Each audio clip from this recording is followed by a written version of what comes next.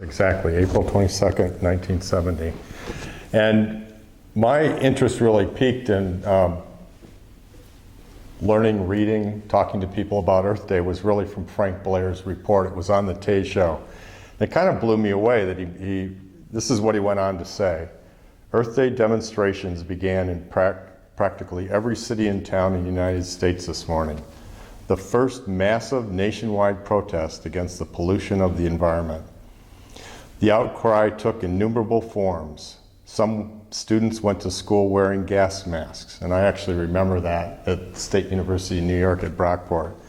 The automobile was banned in part of some cities, including New York. Miami planned a Dead Orange parade.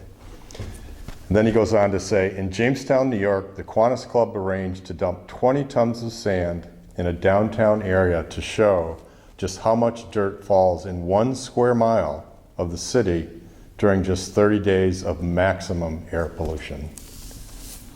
What inspired you? You contacted me wearing the banner, partly of St. Luke's, environmental, capturing a moment.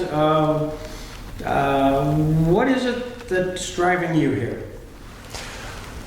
When I retired, I decided I'd do something totally different and walk sort of down a path of another interest of mine, and that was the environment. So I started reading E.O. Wilson, the entomologist, and I found his work with insects was really fascinating in how it overlapped with humanity. And one of the connections that he made is there are very few animals that collaborate and cooperate for survival. And when he would go on and on about the ants, for example, when you're younger, you would be a warrior ant, and then when you're older and you can't carry the loads and you can't battle, you would take on another responsibility. And then when you were really old, maybe you would end up serving food or having other responsibilities within that hive. Then he compares that to humanity and how through the ages, if a village was going to survive in a way against a hostile environment, think about it, saber-toothed tigers, okay, the snakes that are there, the alligators, that humanity had to collaborate and cooperate in order to survive. And he brings in other elements like an egalitarian spirit with humanity, that you need all of that to come together, and that we've been able to survive through the history of modern Homo sapiens through those two qualities, genetic qualities.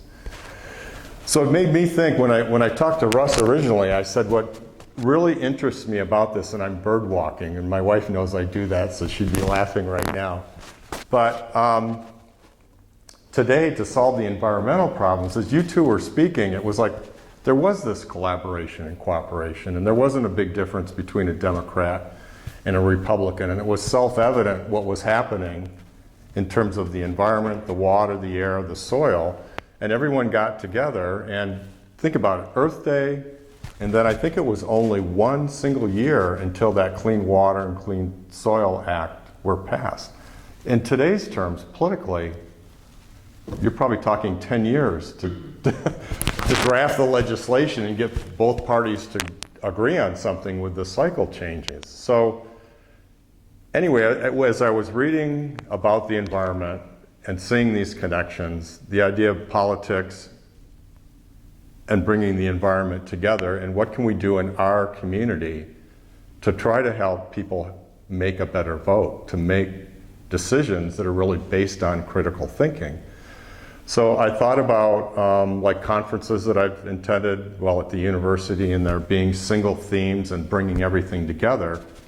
And it made sense because we have all of these asset organizations in Jamestown. I mean, how many communities have the Roger Tory Peterson Center? How many have the Audubon Center that we have? We have a great watershed group. We have the group that's working with the weeds in the lake. We have venues for presenters to come in. For example, I'd like to bring in Allison Wright. She's a National Geographic photographer who's commissioned 4 books, lives in New York City, to bring her in and perhaps have her present at the Reg Linné Center for the Arts. And all those things kind of connect what I tried to do at the college for 30 years, is have interdisciplinary programs and not have the art just be about the art. Have the artwork be very interdisciplinary and connect to the community and connect in some way for progress or to create understanding. So all of this came together sort of with what I worked on with my career, but then also coming back to my interests. The other connection, when I was in graduate school at the University of Buffalo, was right when Love Canal exploded. And I had never worked on a documentary project before and decided, you know what, I'm going to become a documentary photographer. So I go up to Love Canal, and at the time, it wasn't fully gated yet, so people could walk in. There were days I walked in and I turned right around and left. If it had rained and it was humid, you could smell, literally smell the chemicals in the air, and it's like, nah, I'm not gonna do it today.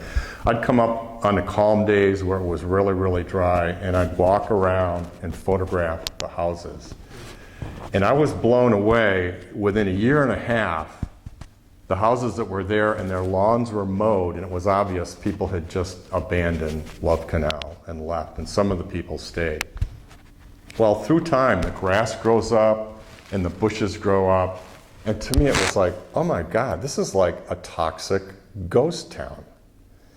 And I started comparing the early documentary figures, like a before and an after, and then looking at them and just put together a whole set of interesting photographs of that area and how it was transforming and how nature just naturally takes over again when something happens.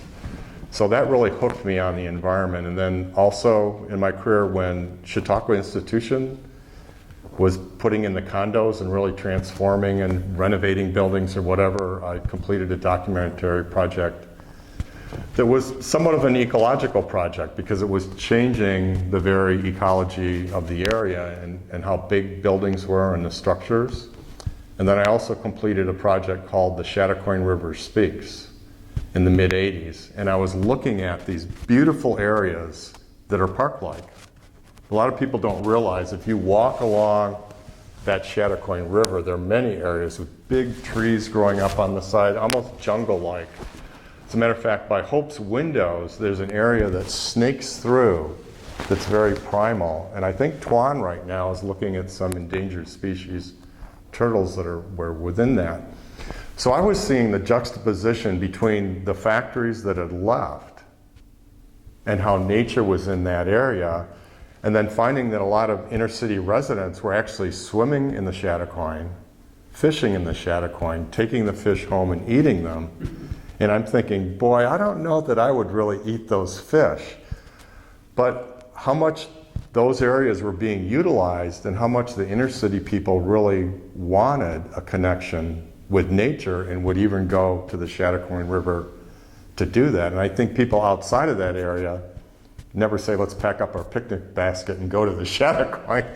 We'd go up to the lake. But I'm interested in the overall things, how politics works and how ecology works and how people either do collaborate and cooperate or don't collaborate and cooperate. So in this time and age, I think we really need to work together to bring understanding.